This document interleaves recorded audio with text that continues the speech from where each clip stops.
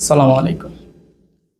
তুমি যদি এসএসসি কিংবা এইচএসসি পরীক্ষার্থী হয়ে থাকো, তাহলে এক্সাম হলে যাওয়ার আগে অবশ্যই এই ভিডিওটা দেখে যাবা।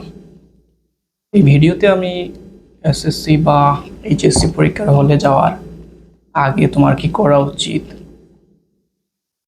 পরীক্ষার হলে পরীক্ষা শুরুর সময় কি করা উচিত, পরীক্ষা চলাকালীন সময়ে কি করা উচিত এবং পরীক্ষা শেষে তোমার কি করা উচিত, তা বিস্তারিত আলোচনা করব। বলতে আসি পরীক্ষার আগের দিন বা পরীক্ষার আগের প্রস্তুতি কি কি হতে পারে। পরীক্ষার আগের রাতটা হচ্ছে তোমার জন্য অত্যন্ত গুরুত্বপূর্ণ। পরীক্ষার আগের রাতে তুমি ধরো 10টার আগে তোমার প্রিপারেশন যা আছে কমপ্লিট করে ফেলবা। অবশ্যই পরীক্ষার আগের রাতে খুব বেশি পড়ার লোড নেওয়ার দরকার নেই। 10টার আগে তুমি তোমার প্রিপারেশন শেষ করে অবশ্যই এই রাতেই তোমার রেজিস্ট্রেশন কার্ড, অ্যাডমিট কার্ড এবং প্রয়োজনীয় কলম, পেন্সিল, ক্যালকুলেটর, তোমার জ্যামিতি বক্স, তারপরে এক্সাম হলে যে জিনিসগুলো তোমার অবশ্যই দরকারি তা তোমার ফাইলের মধ্যে গুছিয়ে রাখবা পরীক্ষার আগের রাতে। সর্বোচ্চ চেষ্টা করবা 11টা থেকে 12টার মধ্যে ঘুমিয়ে যাওয়ার, মানে পরিমিত একটা ঘুম দিয়ে তুমি পরীক্ষার হলে যাওয়া অত্যন্ত দরকার। তুমি বেশি রাত জেগে পড়ালেখা করার দরকার নাই। পরীক্ষার দিন সকালে প্রথমেই তুমি তোমার ফাইল চেক করলা, ফ্রেশ হয়ে প্রিপারেশন যখন শেষ তোমার পরীক্ষার হলে যাওয়ার আগে তুমি তোমার ফাইল চেক করলা সব ঠিকঠাক আছে কিনা। এমনও তো হতে পারে রাত্রে কেউ একজন তোমার ফাইল ধরতে পারে, 19-20 হতে পারে এর জন্য। আর এমন সময় হাতে নিয়ে বের হওয়া যাতে তুমি পরীক্ষার হলে অ্যাটলিস্ট 45 মিনিটস আগে যেতে পারো প্রথম দিনের জন্য শুধুমাত্র। পরের থেকে তুমি আধা ঘন্টা সময় হাতে নিয়েই আধা ঘন্টা সময় যাতে পরীক্ষার হলে যাওয়ার আগে থাকে এতটুকু সময় নিয়ে যেতে পারো। তো প্রথম দিন একটু আমাদের জন্য একটু হার্টবিট কাজ করে প্রথম দিন। সাথে তোমার প্যারেন্টস যে কোনো একজন নিতে পারো বা এমন কেউ যে তোমাকে সান্ত্বনা দিতে পারবে প্রথম দিন আর কি। আর পরীক্ষার কেন্দ্রে যাওয়ার পর বা বোর্ডের মধ্যে তোমার কোন হলে তোমার রোল আছে, বোর্ডের মধ্যে পোস্টার টাঙানো থাকে। এখানে তুমি খুঁজে বের করবা যে তোমার রোলটা কোন হলে পড়েছে বা কোন বিল্ডিংয়ে পড়েছে। রোল খোঁজার পর ধরো তুমি পরীক্ষার হলে প্রবেশ করলা, তোমার সিট খুঁজে বের করলা। তোমাকে 3টা কাগজ দিবে, এটা হচ্ছে 3টা না 2টা কাগজ দিবে। এটা হচ্ছে ওএমআর ফর ইয়োর অবজেক্টিভস, এমসিকিউর জন্য একটা ওএমআর দিবে, আর দিবে একটা আনসার শিট সিকিউ লেখার জন্য বা রাইটিং অংশটা লেখার জন্য। ওকে, দুইটা মানে তোমার এমসিকিউর মধ্যে আনসার শিট যেটাতে হবে সেটারও ওএমআর ফিল আপ করা লাগবে, আবার তুমি যেটাতে লিখবা সেটাতেও ওএমআর থাকবে। তো এমসিকিউ ওএমআর বা রাইটিং অংশের যে তথ্য তুমি কিভাবে ফিল আপ করবা আমি একটু পর তোমাকে দেখিয়ে দিব ভিডিওতে, বুঝিয়ে দিব আর কি। গেল তোমার পরীক্ষা শুরুর যে প্রিপারেশনটা। ওএমআর পাওয়ার পর এমসিকিউ ওএমআর পাওয়ার পর কীভাবে তুমি এটা ফিল আপ করবো একটু পর আমি দেখিয়ে দিব। ধরো তুমি ওএমআর ফিল আপ করলে এমসিকিউ এবং রাইটিং অংশের, তারপর তোমার এক্সাম শুরু।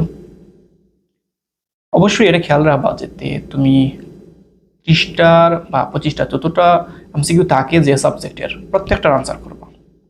লাস্ট 5 মিনিটস তুমি বুঝে আনসার করার কোনো ওয়ে নাই, ঠিক আছে? এই 5 মিনিটসে তোমার যেগুলো বাকি আছে অবশ্যই তুমি সেগুলো আনসার করে ফেলবা, এটা বুঝো আর না বুঝো, ঠিক আছে?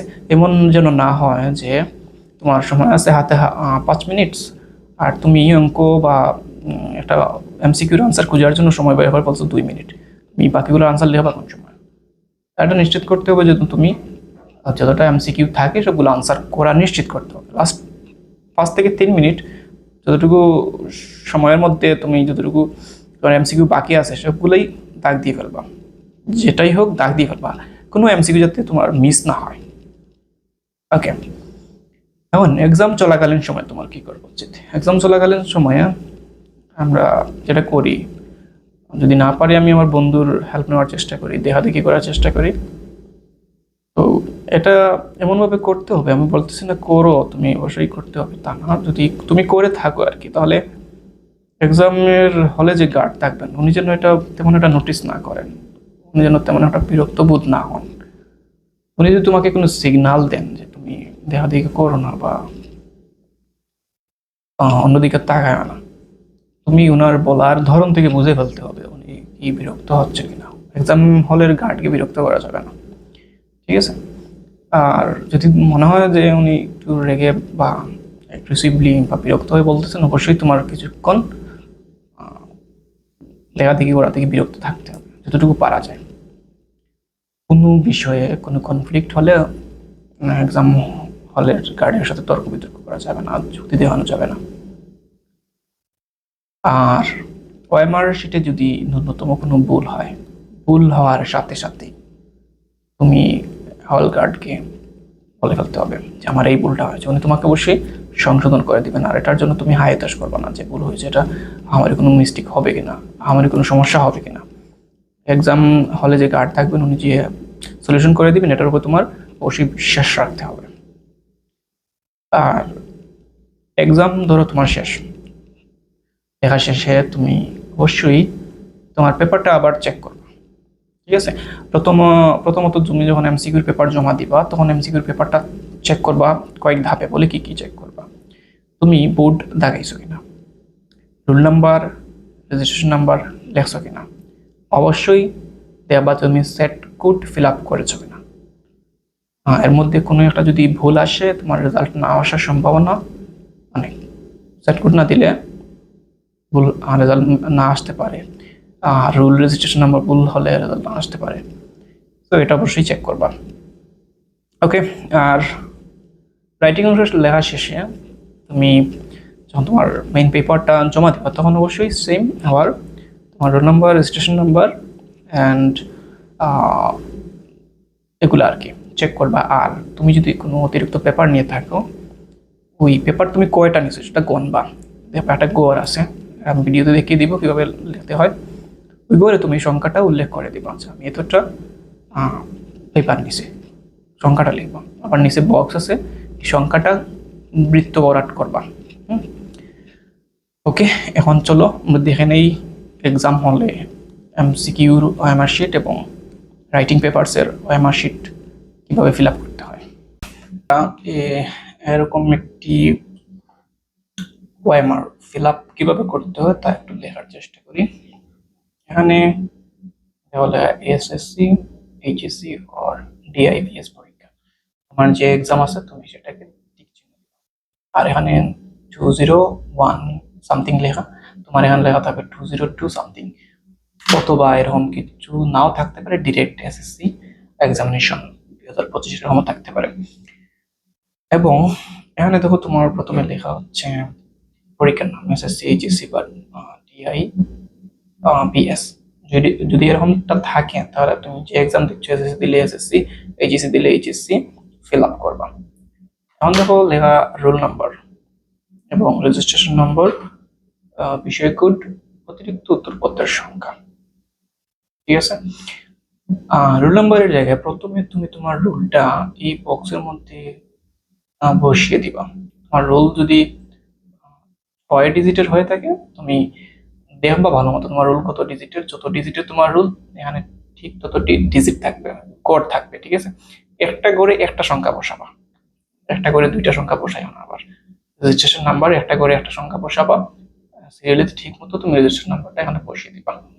বিষয় করে তোমার যে এক্সাম, এখন যে এক্সাম দিচ্ছ তুমি, হ্যাঁ, তোমার বিষয় কোড বা তোমার অ্যাডমিট কার্ডের মধ্যে লেখা আছে যেদিন যে বিষয়ের এক্সাম সেদিন সেই বিষয়ের বিষয়গুলো এখানে প্রথমে লিখে দিবা। এখন আসো এগুলো কিভাবে ফিল আপ করবা।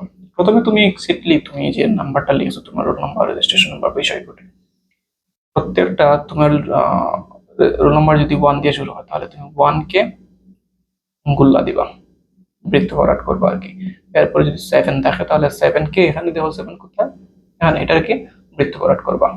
মানে এখানে প্রত্যেকটা ঘরে যে যে সংখ্যা থাকবে সেই সংখ্যাটাই এই লাইনে এসে তুমি বৃত্ত ভরাট করবা।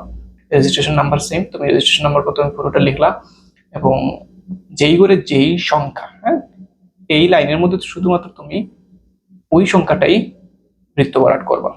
বিষয় কোডটাও সেম। এখন ধরো বাই চান্স তোমার কোনো একটা ভুল হইল, এই এখানে লিখতে ভুল হলো বা বৃত্ত ভরাট করতে ভুল হলো, তুমি সাথে সাথে তোমার হল গার্ডকে জানিয়ে দিবা আমার এই মিস্টেকটা এখানে হয়েছে, এখন আমি কিভাবে কি করতে পারি। তো হল গার্ড তোমাকে অবশ্যই একটা সুন্দর পরামর্শ দিয়ে দিবে। আর এখানে লেখা যে অবশ্যই কালো কালির বল পয়েন্ট কলম দিয়ে বৃত্ত ভরাট করতে হবে, তুমি জেল পেন নিতে পারবা না, রং কালির কোনো কলম নিতে পারবা না।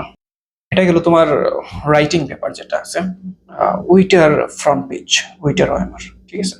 তোমার ওএমআর শিট যেটা কিনা এমসিকিউর জন্য, সেটা কিভাবে লিখতে হবে সেটা আমি এখান থেকে দিচ্ছি। আর এক্সাম হলে যে ঠিক এইরকমই তুমি একটা পেপার পাইবা তা না, তোমাকে এটা একটা ডেমো পেপার দেখাইলাম। এখানে দেখো রোল নাম্বার, রেজিস্ট্রেশন নাম্বার, বিষয় কোড লেখার বিষয়টা তুমি বুঝতে পারতেছো এখান থেকে। ওকে, এখন এটা দেখো তোমার এমসিকিউ এর জন্য, ঠিক আছে। এমসিকিউর পেপারটা অনেকটাই এরকম থাকবে, ঠিক আছে। তো প্রথমে তোমার রোল নাম্বার, রেজিস্ট্রেশন নাম্বার, বিষয় কোড, সেট কোড। তো তুমি তোমার বন্ধুর দরদে হাতে কি লিখবা, বলা তো যায় না, উল্লেখ করতে পারো। দেখো আবার তোমার বন্ধুর সেট কোডটা তুমি আবার কপি মেরে দিও না, মানে ভালো মতো বিপদে পড়বা। প্রথমে রোল নাম্বারটা এখানে বক্সের মধ্যে লিখবা, এক ঘরে এক সংখ্যা। প্রত্যেকটা ঘরে যে সংখ্যা থাকবে ওই ঘরের সংখ্যাটা এই লাইনের মধ্যে তুমি বৃত্ত ভরাট করে দিবা, বৃত্তের বাইরে যেন তোমার চিহ্ন টিহ্ন না যায়। আর যদি তোমার ভুল হয় কাটাকুটি করবা না, আর দেখবা একটা ক্রস দিয়ে অন্যটা লিখতে যাবা না, নিজ থেকে কোনো কিছু করতে যাবা না আর কি। সেম এজ তুমি রেজিস্ট্রেশন নাম্বারটা প্রথমে লিখবা, যত ডিজিটের হোক প্রত্যেকটা করে একটা করে সংখ্যা দিবা। এরপর প্রত্যেকটা সংখ্যাকে এখানে তুমি বৃত্ত ভরাট করে দিবা।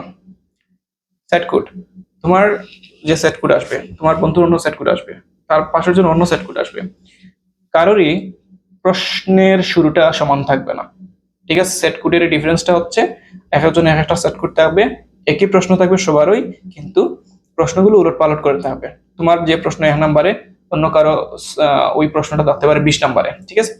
তো এর জন্য তুমি সেট কোড কপি মারবা না, তোমার সেট কোডটাই তুমি এখানে লিখবা। এখানে প্রথমে লিখবা সেট কোড আর এখানে বৃত্ত ভরাট করে দিবা। এটা ভুল করলে তোমার রেজাল্ট আসবে না। বিষয়গুলো লিখবা, যেদিন যে সাবজেক্ট দিচ্ছ ওই দিন ওই সাবজেক্টের কোডটা এখানে লিখবা, তারপর এটা বৃত্ত ভরাট করে দিবা।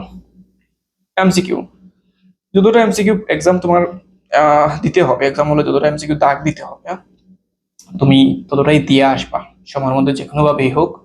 আর ধরো তোমার এই 5 নাম্বার এমসিকিউ এ তোমার উত্তর দেওয়ার কথা ছিল ঘ নাম্বার, তুমি বলে বলে দিয়ে দিছো গ নাম্বার। এখন তুমি কি করলা যে এটাকে ক্রস দিয়ে তুমি ঘ তাকিয়ে দিলাম, হবে না, ওইটা তোমার ক্রস, ঠিক আছে, এটা তোমার একদম ক্রস হয়ে যাবে। কারণ ওএমআর কিন্তু অবশ্যই কম্পিউটার দেখে, আর কম্পিউটার এটা তোমার দেখার সময় নাই, সে এটা নেগেটিভ মার্কিং করে ফেলবে, মানে তোমার মার্ক দিবে না, এটা কেটে দিবে। আর প্রত্যেকটা আনসার দিবে, কোনোটা মিস করে আসবে না, ঠিক আছে। এতটুকু। আর বেস্ট অফ লাক তোমাদের জন্য।